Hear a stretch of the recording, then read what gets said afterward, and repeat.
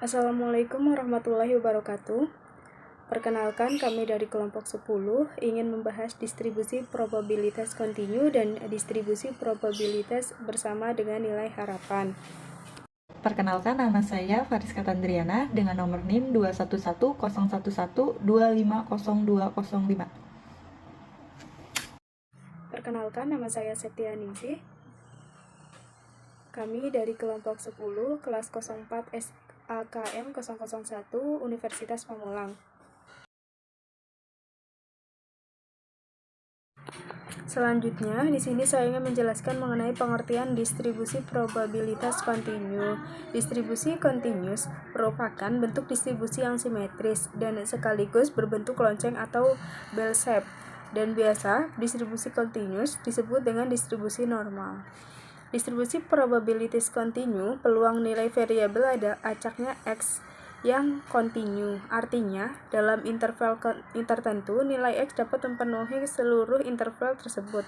Sebagai contoh, dalam interval 4, X 7.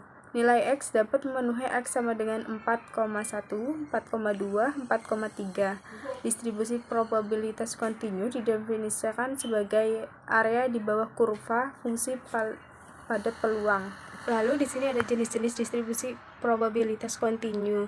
Yang pertama ada distribusi normal, yang kedua distribusi gamma, yang ketiga distribusi eksponensial, yang keempat distribusi Q kuadrat, yang kelima distribusi Weibuli, yang keenam distribusi log normal dan distribusi beta. Di sini mungkin kita akan menjelaskan beberapa jenis-jenis distribusi probabilitas kontinu saja. Selanjutnya, ada distribusi normal. Distribusi normal merupakan salah satu distribusi yang penting dalam probabilitas dan statistik. Banyak populasi yang berdistribusi sesuai dengan pendekatan kurva distribusi normal. Contohnya adalah tinggi badan, berat badan, pengukuran, error statement, dan ilmiah. Dan ada banyak lagi, meskipun saat kita temukan itu tidak terdapat distribusi normal. Jumlah dan rata-rata variabel dan distribusi populasi tersebut akan disesuaikan dengan pendekatan distribusi normal. Nah, teman-teman bisa lihat di contoh gambar yang ada di PowerPoint kita. Selanjutnya ada distribusi normal, ada beberapa sifat-sifat. Yang pertama berbentuk lonceng terbalik dengan sebuah puncak. Yang kedua, rata-rata mean berada di tengah-tengah dari kurva. Lalu yang ketiga, bentuk distribusi yaitu simetris. Yang keempat, ada ujung setiap kurva adalah sejajar terhadap sumbu horizontal. Selanjutnya ada distribusi gamma.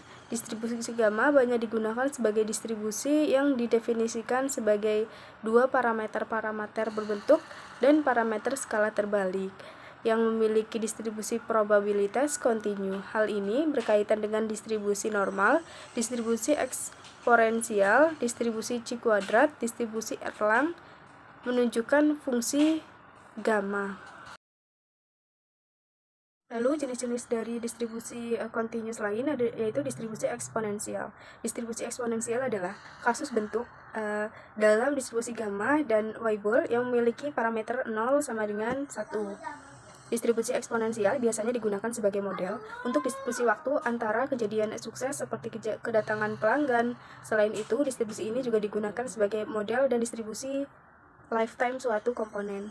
Distribusi normal, distribusi gamma, distribusi diferensial. Di sini juga ada distribusi Q kuadrat. Distribusi Q kuadrat merupakan metode pengujian hipotesa terhadap perbedaan lebih dari dua proporsi. Seperti contoh, di sini ada manajer pemasaran. Suatu perusahaan ingin mengetahui apakah perbedaan proporsi penjualan produk baru dari perusahaan pada 3 daerah pemasaran yang berbeda. Nah, disebabkan karena faktor kebetulan ataukah disebabkan karena faktor lain, sehingga preferensi terhadap produk baru pada tiga daerah ini tersebut berbeda-beda. Distribusi probabilitas bersama. Apabila ruang sampel pada S menunjukkan semua hasil yang mana mungkin terjadi pada pelemparan dua buah uang logam yang memiliki sisi gambar dan sisi angka, hasil ruang sampelnya yaitu S sama dengan GG, GA, AG, AA. Dapat dikatakan bahwa ruang sampel tersebut adalah perkumpulan dari semua hasil yang mungkin terjadi, berdasarkan pelemparan dua logam. Kemudian bisa ditentukan probabilitasnya terhadap nilai variabel acak pada X, karena titik sampel S memiliki nilai probabilitas.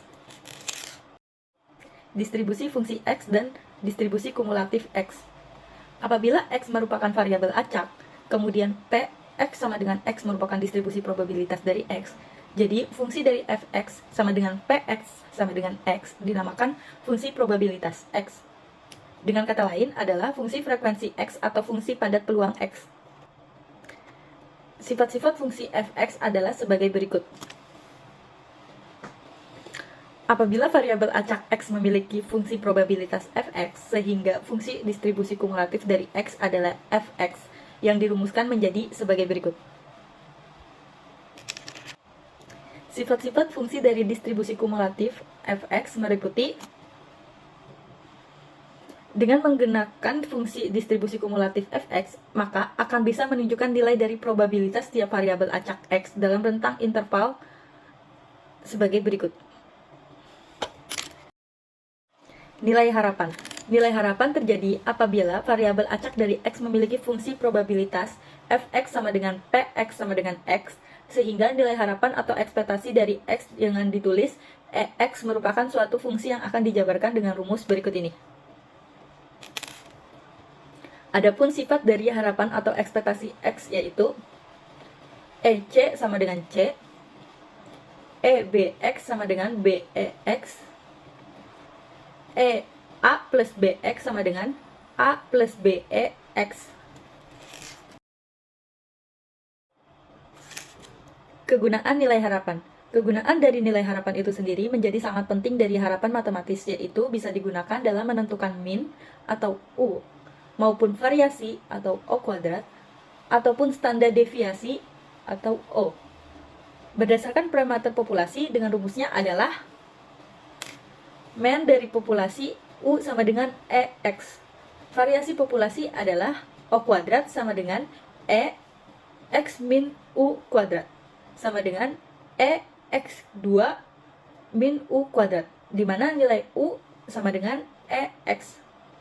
Standar deviasi O sama dengan akar dari EX min U kuadrat.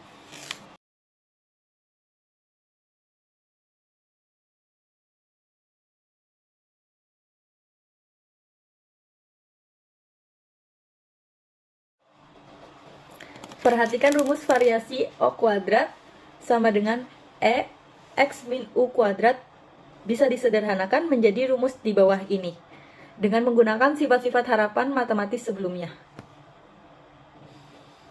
Dengan demikian, rumus untuk variasi O kuadrat menjadi seperti ini, di mana nilai dari U sama dengan EX.